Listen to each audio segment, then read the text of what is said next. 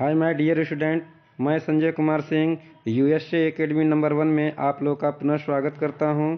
मेरे प्यारे छात्रों, जैसा कि आप लोग को पता है कि आजकल हम लोग एक्टिव एंड पैसिव वॉइस का एक्टिव एंड पैसिव नहीं, डायरेक्ट एंड इनडायरेक्ट का सेशन हम लोग चला रहे हैं, जिसमें हम आप लोगों को बेसिक जनरल रूल पढ़ा चुके हैं और कुछ आप लोगों को नियम बता चुके हैं जो कि आपके लिए बहुत महत्वपूर्ण था।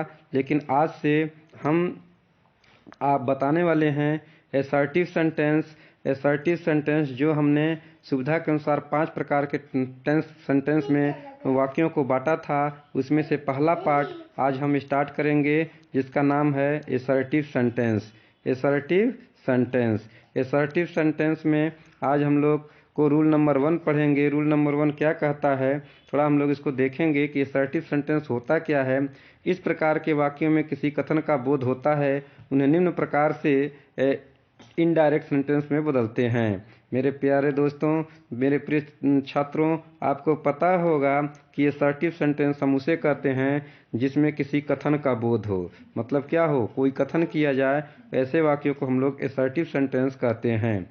और इसे बदलने के लिए हम निम्न प्रकार से रूल का प्रयोग करेंगे। तो रूल नंबर 1 है, यदि रिपोर्टिंग वर्ब प्रेजेंट टेंस या फ्यूचर टेंस में है। किसमें है? प्रेजेंट टेंस या फ्यूचर टेंस में है। रिपोर्टिंग वर्ब प्रेजेंट टेंस या फ्यूचर टेंस में है। मतलब क्या कि रिपोर्टिंग वर्ब अगर प्रेजेंट टेंस में या फ्यूचर टेंस में है तो रिपोर्टेड स्पीच क्या होता है? रिपोर्टेड स्पीच होता है आरएस। रिपोर्टेड स्पीच क्या होता है? आरएस।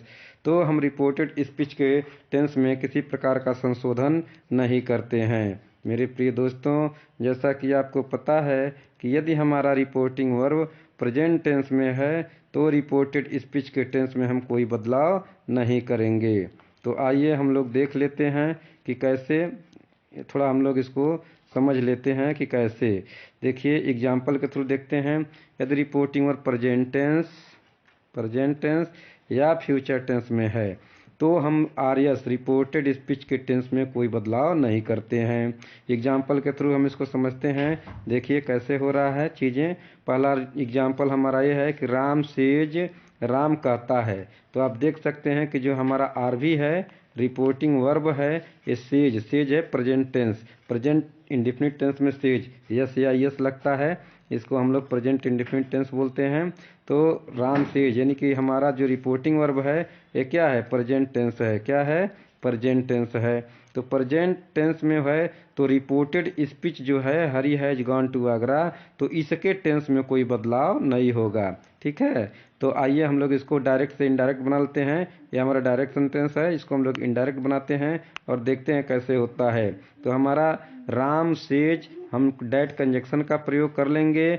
हरी है, चूंकि थर्ड पर्सन का प्रोनाउन है, प्रॉपर नाउन का प्रोनाउन है, तो इसको हम लोग कैपिटल लेटर से ही लिखेंगे। CAPITAL कैपिटल लेटर से ही स्टार्ट करेंगे। तो हमने हरी को कैपिटल लेटर से लिखा है और डैट कंजक्शन हमने जोड़ दिया है। चूंकि यहाँ प्रेजेंट परफेक्ट टेंस है हैज, तो चूंकि ये प्रेजेंट इंडेफिनिट टेंस में है इसलिए हम इसमें हैज ही रहने देंगे। इसके टेंस में कोई बदलाव नहीं करेंगे, टेंस में बदलाव नहीं होगा। ठीक है।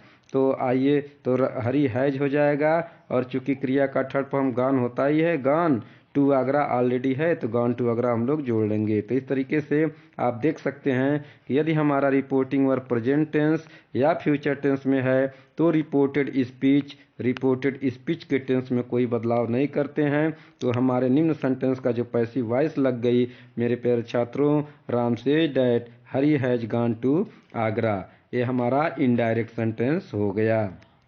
आइए हम लोग इसको दूसरे एग्जाम्पल से समझ लेते हैं।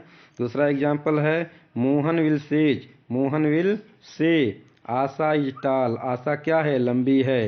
ये हमारा इनडायरेक्ट सेंटेंस है मेरे प्यारे छात्रों। और आप देख सकते हैं कि आपने रूल लिखा है, यदि रिपोर्टिंग वर्ब प्रेजेंट टेंस या फ्यूचर टेंस में है। तो आप देख सकते हैं कि रिपोर्टिंग वर्ब में क्या आया है, विल आया है, जो कि हमारे फ्यूचर इंडेफिनिट टेंस होने का संकेत करता है। तो यदि हमारा आर भी क्या है, यदि हमारा आर भी रिपोर्टिंग वर्ब प्रेजेंट टेंस या फ्यूचर टेंस में है तो रिपोर्टेड स्पीच के टेंस में कोई बदलाव नहीं करेंगे। तो इसकी हमारी जो पैसिव होगी मेरे प्यारे छात्रों, आइए हम लोग इसको इजीली समझ लेते हैं कि कैसे होगी। तो मोहन विल से, तो मोहन विल से को हम लोग मोहन विल से वैसे ही लिख देंगे। चूंकि डैट कंजक्शन का हम लोग प्रयोग करते हैं तो डैट कंजक्शन का प्रयोग कर लेंगे। और आशा है, आशा को आशा लिख लिए। तो इसके बाद इज टाल है, यानी कि हमारा प्रेजेंट टेंस का जनरल सेंटेंस का रूल है, तो आशा इज टाल ही रहने देंगे। यहाँ पे हम वाज या वेयर का प्रयोग नहीं करेंगे, ठीक है। तो इस तरीके से यदि हमारा रिपोर्टिंग वर्ब क्या है, प्रेजेंट टेंस या फ्यूचर टेंस में है तो रिपोर्टेड स्पीच के टेंस में कोई बदलाव नहीं होगा। यही हमारा रूल नंबर 1 कहता है असर्टिव सेंटेंस का मेरे मित्रों। और मुझे उम्मीद है कि आपको इन 2 एग्जाम्पल के थ्रू ये रूल अच्छे से समझ में आ गया होगा कि जब हमारा रिपोर्टिंग वर्ब प्रेजेंट टेंस या फ्यूचर टेंस में होगा तो हमारे रिपोर्टेड स्पीच के टेंस में कोई बदलाव नहीं होगा।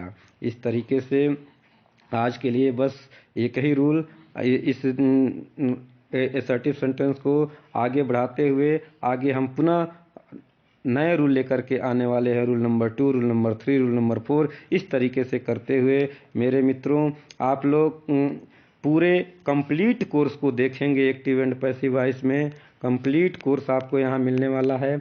आप लोग मेरे वीडियो पे बने रहिए और आपको वीडियो अच्छा लगता है चैनल को लाइक करिए, शेयर करिए और सब्सक्राइब करिए।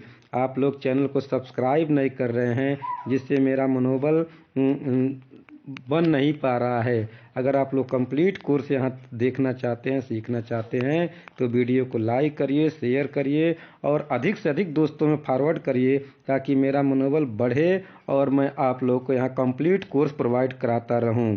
थैंक यू फॉर वाचिंग मेरे छात्रों। जय हिंद, जय भारत।